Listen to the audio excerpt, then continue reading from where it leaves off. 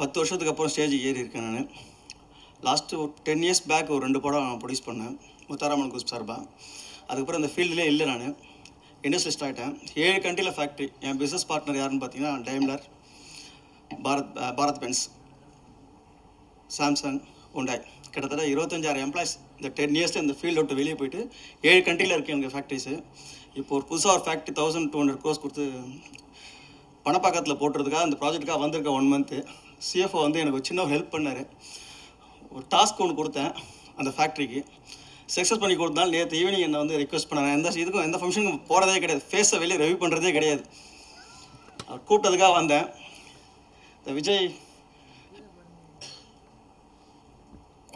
அவர் next படத்துக்கு நான் ஒரு 100 crores ப்ரொடியூஸ் பண்ணுறேன். நல்ல ஒரு ஸ்டோரி சொல்லட்டும். எனக்கு நத்திங் 100 crores ஒன்றுமே கிடையாது, என் கம்பெனி டர்ன் ஓவருக்கு.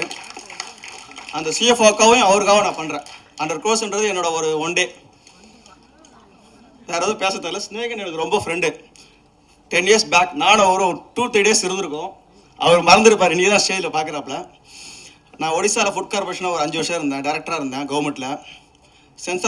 சென்சார் போர்டில் 5 years இருந்தேன். கிரிக்கெட் போர்டில் 5 years இருந்தேன், ஆனரபுளாக இருந்தேன் எல்லாத்துக்கும். ஆனால் இந்த இண்டஸ்ட்ரியில் ஒரு 25,000 எம்ப்ளாய்க்கு நான் சர்வீஸ் சேலரி கொடுக்கும்போது எனக்கு ரொம்ப மகிழ்ச்சியாக இருக்குது. இந்த மாதிரி பப்ளிக் ஃபங்க்ஷனுக்கு ஃபஸ்ட் டைம். அதான் ஸ்டேஜ் எனக்கு பேச தெரியல.